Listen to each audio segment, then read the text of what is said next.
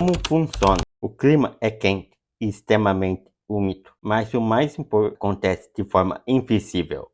As florestas liberam vapor de água e sobe para a atmosfera, formando os chamados poatores. Esses rios no céu transportam bilhões de litros de água, levando chuva para várias regiões do nosso Brasil, inclusive regiões agrícolas e grandes cidades. Se você não sabia disso, já deixa o seu like e comenta aqui.